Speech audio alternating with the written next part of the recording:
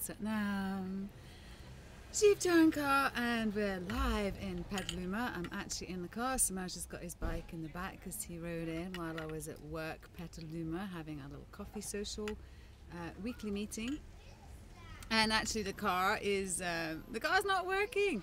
He's actually changing the battery right now.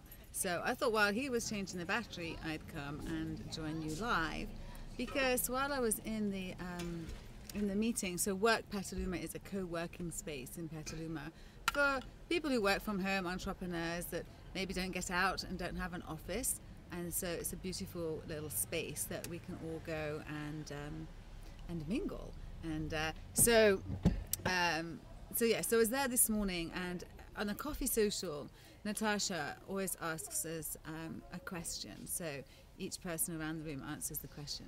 And today she was telling us about yesterday when she was folding laundry, she was listening to TED Talks, and they were going one after the other into the next one to the next one.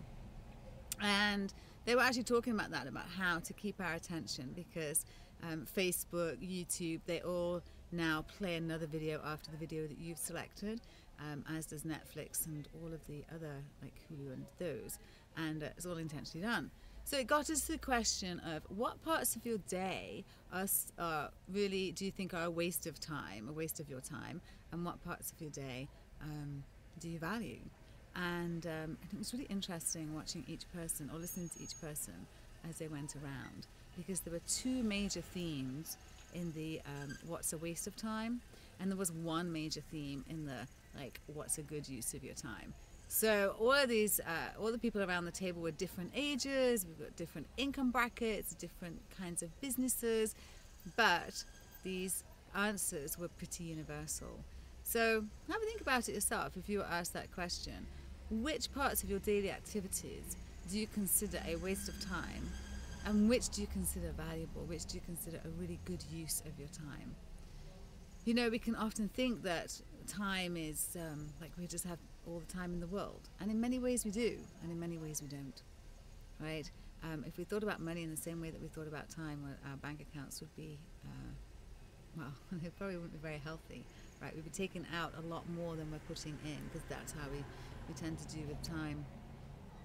So what were the two universal answers for a waste of time? Were Facebook and social media, right? And the other one, it's just a really big one, was worrying, right?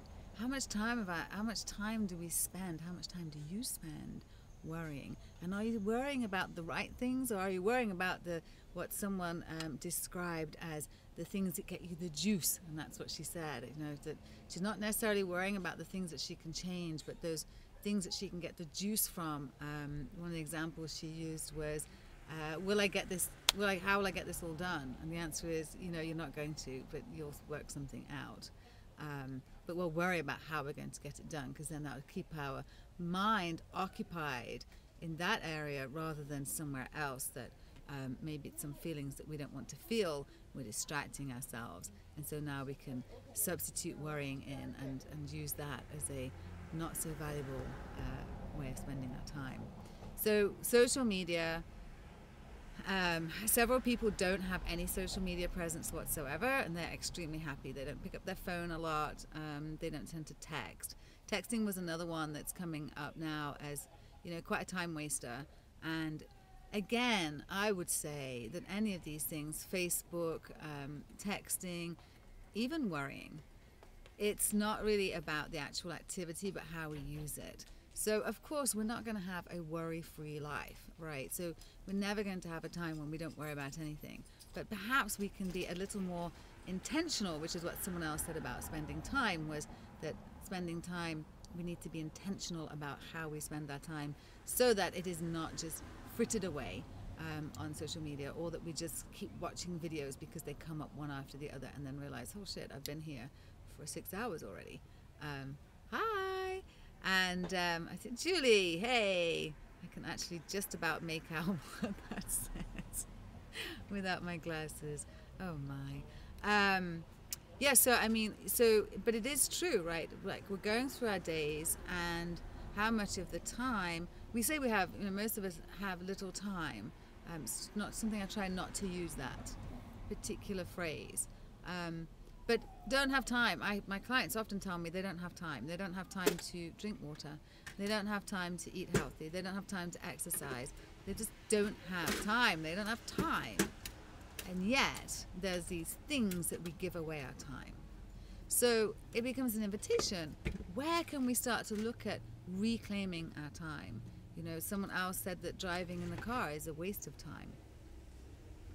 Yeah, it can be really tedious driving in the car, but if you have to drive in the car, how can you make that time better spent? Now, I would say actually just the idea of not having anyone else around, no one else being able to knock on your door because you're in your car. Of course, they can call you, but you can turn your phone off, or you can take calls. But actually, that the car could actually be a sanctuary. It is a sanctuary for me. It's like my temple, temple on wheels. And so we can make it our spiritual sanctuary. We can make it just a place where people can't get a hold of us. You can listen to audiobooks and teachings. You can have fiction or learn about something.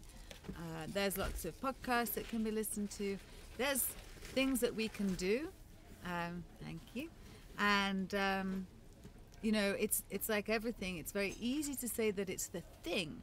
It's Facebook, it's social media, but quite often it's our use of the thing. So for one person on Facebook who's not using it very often, is not taking all their time, is not worried about how they compare to others, is not concerned about not being good enough and all of those things, Facebook is a good use of that, could be a good use of their time. But if you're on there first thing in the morning, and if the first thing you're doing is looking and seeing like, oh my God, I haven't done this, I'm not good enough. Oh, there's the car starting. Always fantastic. Then Facebook's not a good use, right? If you're using it as a distraction because you're feeling something else you don't want to feel, maybe that's not a good use. So oftentimes when we're looking at these things, we can look at how we're using. One woman said that texting was a waste of her time, but actually it turned out that she felt disconnected texting, like she felt like a part of communication was missing. And through talking it out, she realized that she needed to actually change her medium, that she needed to do less texting. She's actually going to start a blog, to start writing on the blog the things that she tends to write in her text, but then feel disconnected from the other person. So along with looking at what where your time is better spent and not so well spent, I'd also say there's that invitation for looking at how we're spending our time, because it's not the thing that's the issue, it's how we use it, right? Always. That's the food, social media, alcohol, sex, whatever it is you're talking about. It's never the thing that's bad, it's just the way that we use it. And then before we can set off, Samaj, I think we probably need to call it the store. And then the well-spent time was pretty much unanimous. Actually, there was two things. There was reading. A couple of us who said that reading was a really integral part of our day. Paper reading, not on Kindle. Although, of course, if you're reading on your Kindle, that's fine. But there just is something really gorgeous about opening a book and having those. I'm doing a talk on Friday, and I was looking up some notes in one of my books, Think and Grow Rich, and it's just tattered. It's tattered from me reading it. It's got my footprints, my fingerprints all over it, and I love it. So reading was one of the well-spent areas of time, and then being in front of people, real people. So several people said that the coffee social, the meeting that we have on a Tuesday, it's 1 hour. And it's not anything to do with networking. We don't talk about what our businesses are.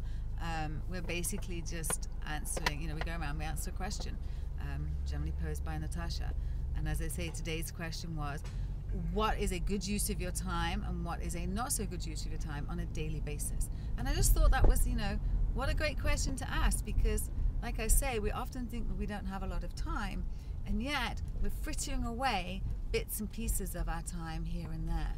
So what would it be like if we could start to reclaim those, if we could start to look and say, and she actually talked about what if when we open Facebook, there's a little message that comes up that says, do you really want to spend the next 20 minutes on Facebook? you might say, you know, you've got a point. There's a life to be lived. Or it might be your 20 minutes on Facebook. So I'd love to hear from you, you know, what's part of your day that you really enjoy and you think it's really worthwhile and it's a good use of your time?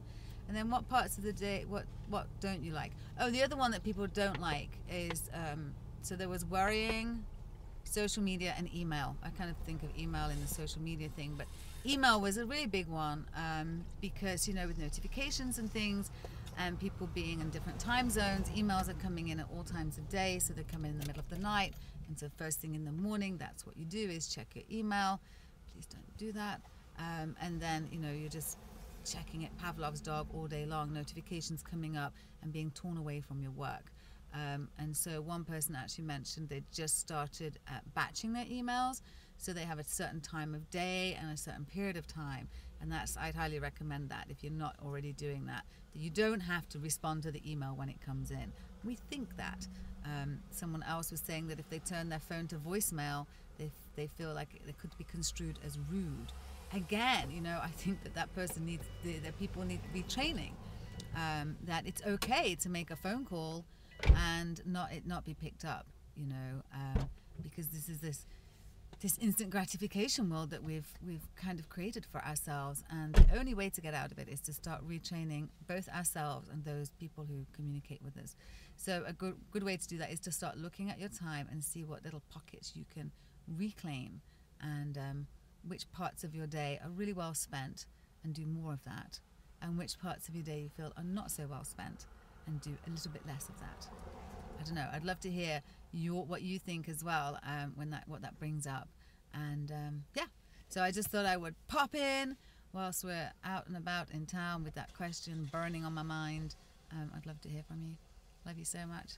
Sat now.